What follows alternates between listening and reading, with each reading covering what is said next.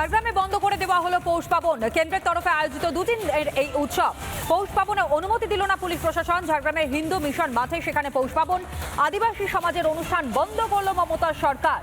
আদিবাসী সমাজের অনুষ্ঠান বন্ধ করে দিল মমতার সরকার। প্রথম দিনই শুরুর পরেই বন্ধ করা হলো এই উৎসব।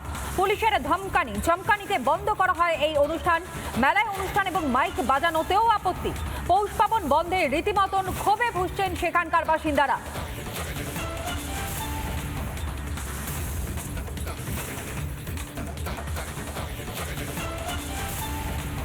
তেসরা ডিসেম্বর 2025 আমরা ঝাড়গ্রাম জেলার জেলা শাসক, superintendent of police, BDO, SDO সবাইকে নিয়ম অনুযায়ী চিঠি দিয়েছিলাম, কিন্তু তারা চিঠি রিসিভ করেছেন, কোনো উত্তর আমাদের আজ পর্যন্ত দেননি। তাই স্বাভাবিকভাবেই আমরা ধরে নিয়েছিলাম যে উত্তর যখন দেননি তার মানে অনুমতি আছে। হঠাৎ ঝাড়গ্রাম থানার আইসি, ইন্সপেক্টর ইনচার্জ, তিনি তাঁর ফোর্স নিয়ে এসে আমাদেরকে অনুষ্ঠান করতে বাধা দেন এবং তার বক্তব্য হচ্ছে উপর থেকে নির্দেশ আছে, আমি অনুষ্ঠান করতে দেব না। আরএসএস এর প্রান্ত প্রচার প্রমুখ তিনি আমাদের সঙ্গে রয়েছেন, জিষ্ণু বসু। সব থেকে বড় বিষয় যে এই পার্বণ অর্থাৎ পৌষ পার্বণের ক্ষেত্রে তৃণমূল কংগ্রেসের বা এই তৃণমূল সরকারের প্রশাসনের কি সমস্যা থাকতে পারে? দুদিনের মেলা তাও বন্ধ করে দেওয়া হলো, কি কারণের জন্য? উদ্দেশ্য প্রণোদিত মনে হয় কি আপনাদেরও? দেখুন, বহুদিন থেকেই এই সরকার তপশিলি জাতি এবং উপজাতিদের এক একটি অধিকারকে খর্ব করছে। এই অনুষ্ঠানটি সম্পূর্ণভাবে তপশিলি উপজাতি মানুষদের তাদের যে আবহমান কাল থেকে যে সাংস্কৃতিক উত্তরাধিকার সেইটাকে প্রকাশ করার জন্য কেন্দ্রীয় সরকারের অনুষ্ঠান ছিল। এবং সবচেয়ে দুঃখের বিষয় যে রাজনৈতিক অঙ্গুলি হেলনে প্রশাসন কাজ করবে কেন? প্রশাসন আমাদের গণতন্ত্রের একটি সমান্তরাল স্তম্ভ। প্রশাসনের যেটা আইন, যেটা উচিত সেটা করা উচিত।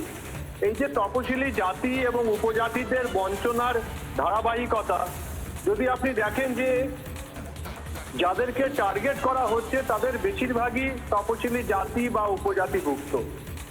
এই যে উপজাতিদের অনুষ্ঠানটা বন্ধ করা হলো, এইটা নতুন কিছু নয়। এ রাজ্যে ধীরে ধীরে তপশিলি জাতি এবং উপজাতিদের উপরে অত্যাচার বাড়ছে। বেশ, ধন্যবাদ জানাই আপনাকে জিষ্ণু বসু। তিনি এই মুহূর্তে ছিলেন আমাদের সঙ্গে টেলিফোন লাইনে এবং সবটাই সত্যি উদ্দেশ্য প্রণোদিতই। তার কারণটা কি? কারণ আপনারা জানেন, নভেম্বর হোক, ডিসেম্বর হোক, জানুয়ারি মাস হোক, বিভিন্ন জায়গায় বিভিন্ন উৎসবের আয়োজন করা হচ্ছে, বিভিন্ন সঙ্গীতানুষ্ঠানের আয়োজন করা হচ্ছে, যেখানে খেলামেলার কথা বারংবার এ রাজ্যের শাসক দল তৃণমূল কংগ্রেস বলে থাকে। তাহলে শুধুমাত্র কেন আদিবাসী সমাজের এই অনুষ্ঠান বন্ধ করা হলো? বন্ধ করলো মমতা সরকার। ঝাড়গ্রামে বন্ধ করা হয়েছে এই পৌষ পার্বণ উৎসবে, যেখানে কেন্দ্রের তরফে আয়োজন করা হয় দুদিনের এই উৎসব। পৌষ পার্বণে অনুমতি দিল না পুলিশ প্রশাসন। ঝাড়গ্রামের হিন্দু মিশন মাঠে সেখানে পৌষ পার্বণের আয়োজন করা হয়। আদিবাসী সমাজের অনুষ্ঠান বলেই কি তাহলে মমতা বন্দ্যোপাধ্যায় এবং তার পুলিশ প্রশাসন তারা এই উৎসবকে বন্ধ করে দিল? প্রথম দিনে শুরুর পরেই বন্ধ করা হয় এই উৎসব। পুলিশের চমকানিতে বন্ধ রয়েছে অনুষ্ঠান, মেলার অনুষ্ঠান এবং মাইক বাজানোতেও আপত্তি জানানো হয়েছে। পৌষ পার্বণ বন্ধে রীতিমতন ক্ষোভে ফুঁসছেন সেখানকার স্থানীয় বাসিন্দারা। আদিবাসী সমাজের সঙ্গে যেভাবে বঞ্চনা করা হচ্ছে, এরা যে তৃণমূল কংগ্রেস যেভাবে তাদেরকে বঞ্চিত করছেন বিভিন্ন জায়গায়, আর তারই মধ্যে আপনাদের সামনে রাখলাম যেখানে কেন্দ্রের তরফ থেকে বা কেন্দ্রীয় সরকারের পক্ষ থেকে তাদের জন্যই শুধুমাত্র এই উৎসবের আয়োজন করা হয়েছে দুদিনের জন্য ঝাড়গ্রামের হিন্দু মিশন মাঠে।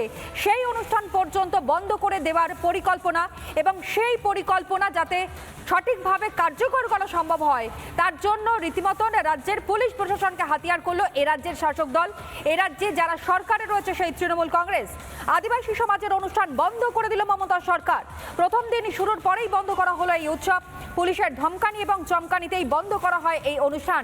মেলায় অনুষ্ঠান এবং মাইক বাজানোতেও কার্যত আপত্তি করা হয়েছে। কিন্তু এখানেই প্রশ্ন উঠছে, গোটা রাজ্য জুড়ে বিভিন্ন জায়গায় এইরকম মেলা খেলা হচ্ছে, অনুষ্ঠান হচ্ছে, তাহলে সেক্ষেত্রে কেন বন্ধ নয়?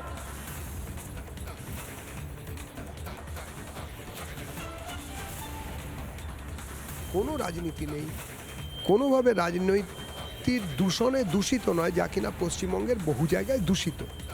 তা সত্ত্বেও আজকে প্রথমে আইসি ঝাড়গ্রাম সোজাসুজি যান, গিয়ে প্রথমে নাকি বলেন যে এই মাঠের পারমিশন নেই, ল্যান্ড সম্পর্কিত সমস্যা আছে। যখন উদ্যোক্তারা মাঠের পারমিশনের কাগজ দেখান সেই সময় তারা বলেন যে না ঠিক আছে, কিন্তু এটা করতে দেওয়া যাবে না, উপর থেকে চাপ আছে।